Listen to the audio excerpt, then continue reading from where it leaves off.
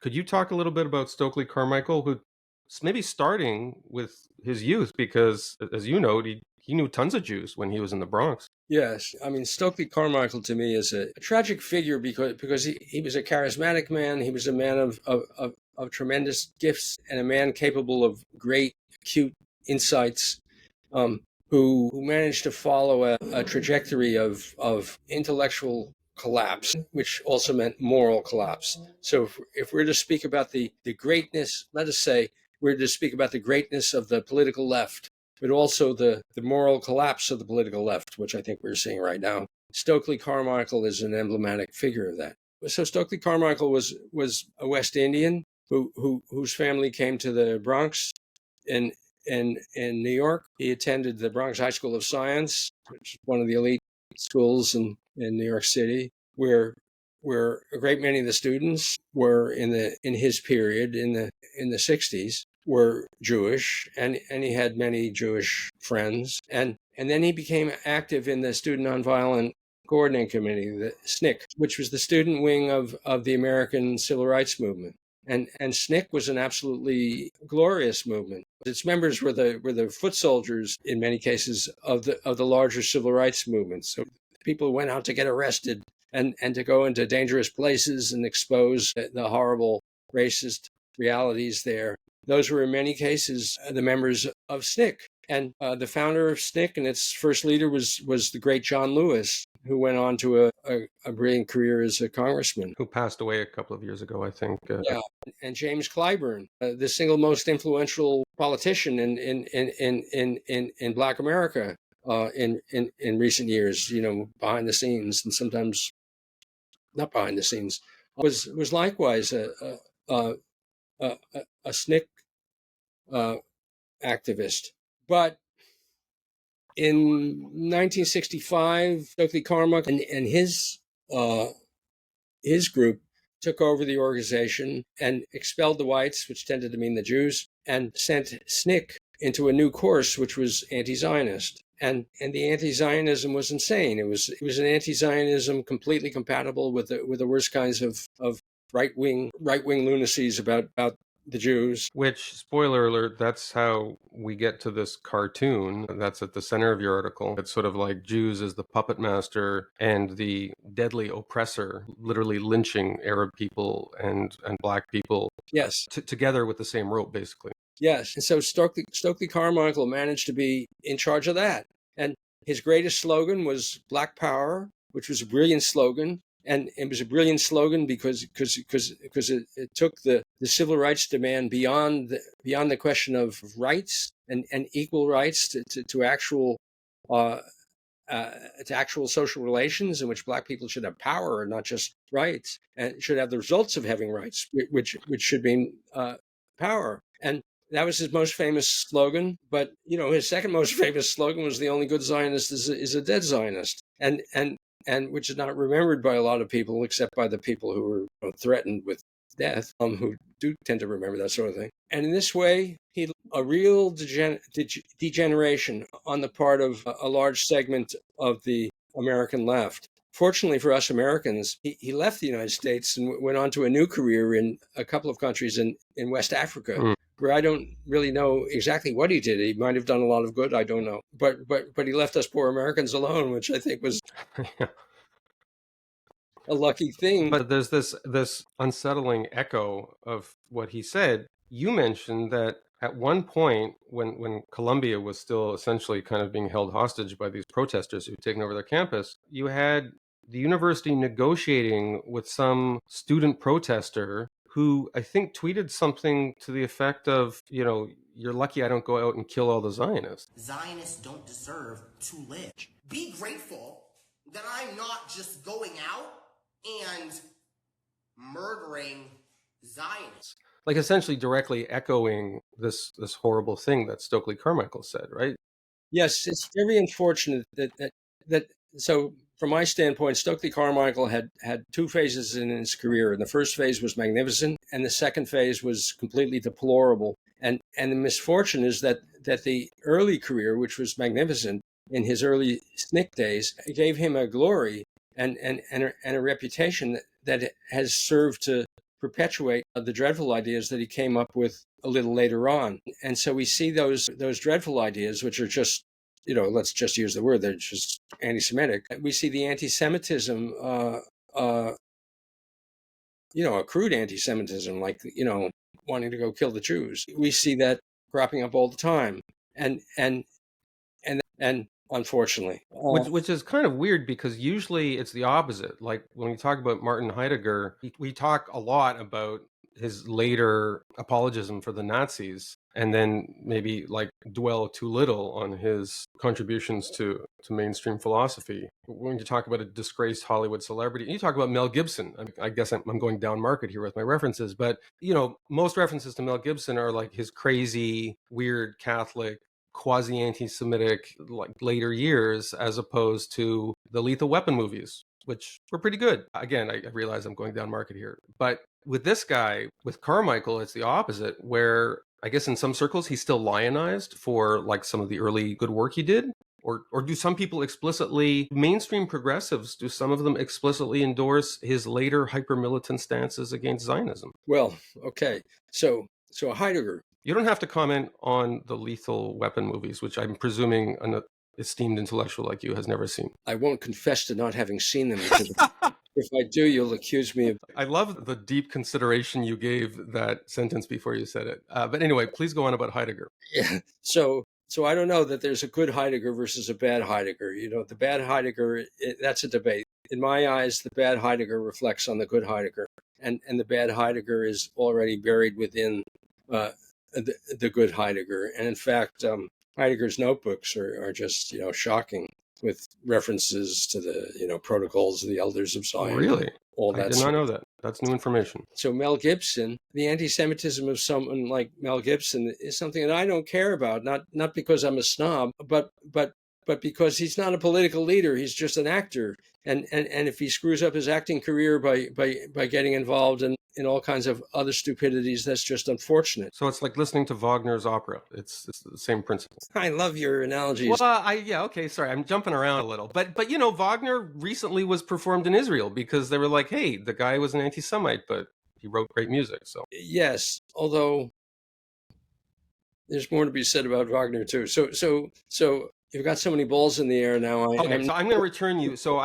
what I was saying before I lapsed into non sequiturs was, you have Stokely Carmichael. There was the good Stokely and the terrible evil Stokely. But my question was, are his hyper-militant and very unsettling and sometimes morbid rhetoric about Israel and perhaps indirectly Jews, are there still people who uncritically parrot those kind of postures? Well, people do invoke Stokely Carmichael, and they invoke him they invoke the bad Stokely Carmichael in the belief that the bad Stokely Carmichael is the good Stokely Carmichael, and that's what we saw at Harvard when the Harvard students, endorsed by their professors, published their anti-Semitic cartoon. There was a quasi climb down from that, no? There's quasi isn't the word. A pseudo climb down is the word. And you see the same pseudo climb down in the arguments of various anti-Zionists who will say, well,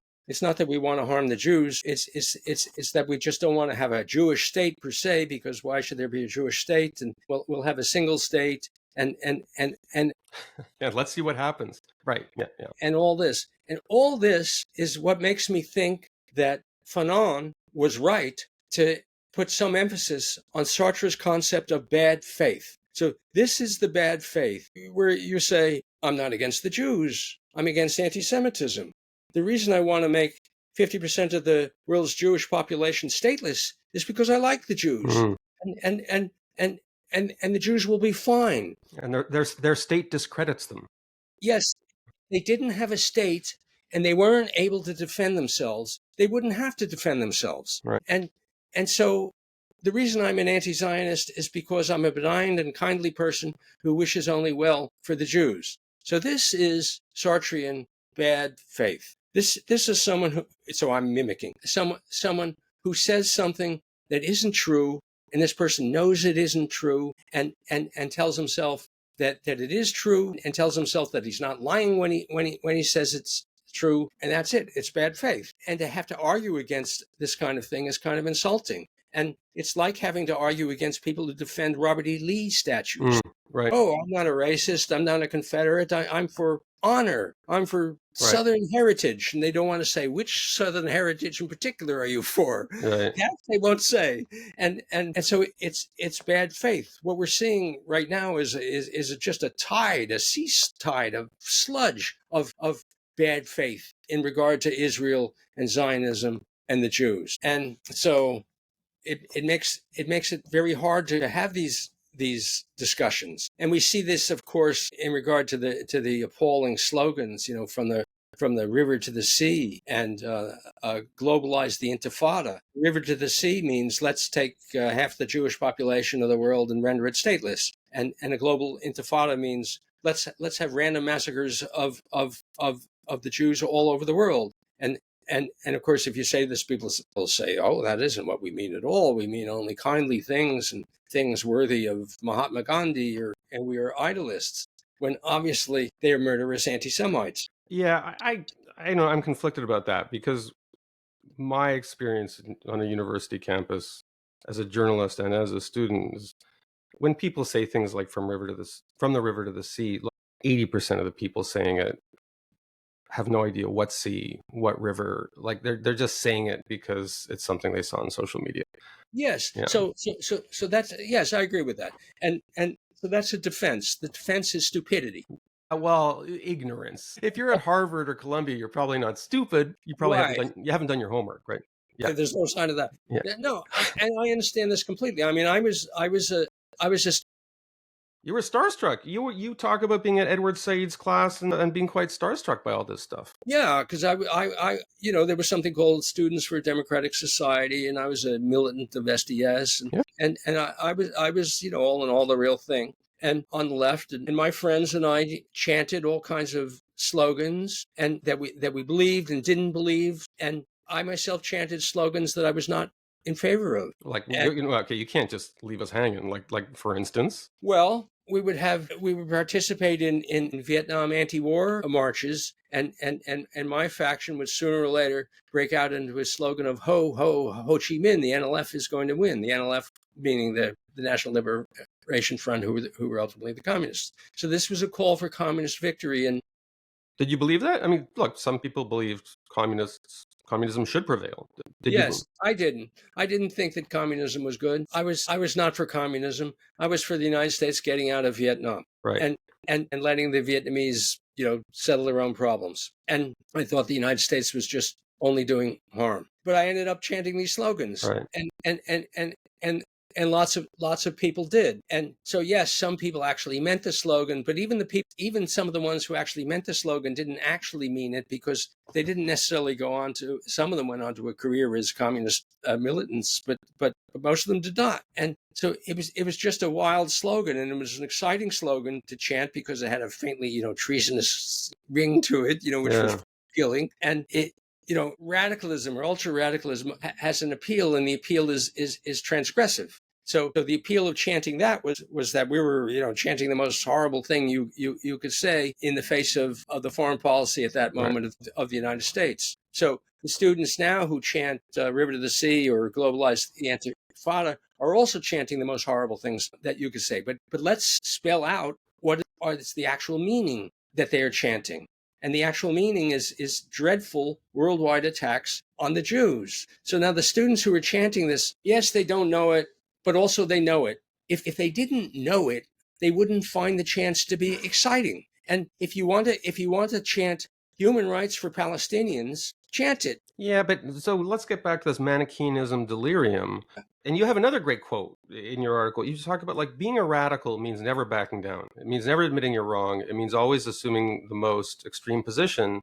Saying things like, can't we all get along? Let's have a compromise that gives each side 50% of what they're asking for. That's not compatible with a radical posture. I mean, I was once a teenager. I was once on campus.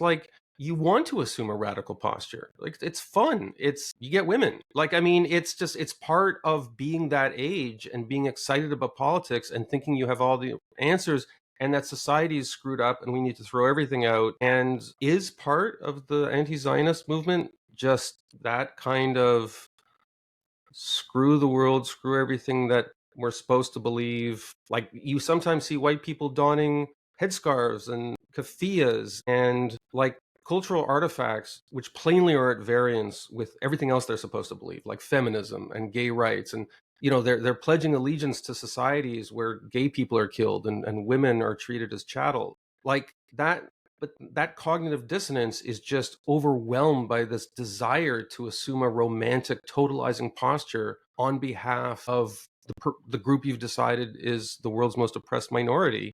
And that's kind of like an immature emotional spasm. I mean, I know it's horrible for Jews on campus hearing this crap, but I guess my jaded thing is, give these people 6 months, they'll latch onto something else. Well, you raised many points. I noted your idea of students joining, of young men joining radical movements in order to get women. That doesn't change. And I remind you that that's some of the greatest passages in Sartre's discussion of that. Are the things that men say to women in order to seduce them, and where they say all kinds of things that they know aren't true, but they say them and they tell themselves that they mean them, right. And it's bad faith. Yeah. The excitement of radicalism, well, that's true. But that's the trouble with radicalism. So radicalism has a virtue sometimes, and it has a drawback or a flaw. So we go back to SNCC in the 1960s. SNCC was a great student movement. It was a radical student movement in the sense that people had identified a terrible social wrong, which was American racism, and were going out to challenge it and do so boldly and at tremendous risk to themselves. So this was certainly a radical movement. Direct action. But the first phase of SNCC was able to maintain the balance between the excitement of radicalism and also retaining your sense of judgment, your intelligence. And SNCC in its second phase, where it veered into anti-Zionism and anti-Semitism and all that and collapsed, SNCC in its second phase lost that. What you need in any movement, in any radical movement of the left, is an ability to retain the fiery passion in regard to what is actually true, with a sense of judgment and an ability to analyze things as they are, and to avoid lying to other people and avoid lying to yourself. And this current wave of protests has just failed abysmally to do that. And so if someone says that, oh no, the students are just getting carried away, but it shouldn't be taken seriously, or it's just not the case. They've just fallen into an old pattern, which in this case is an exceptionally ugly pattern.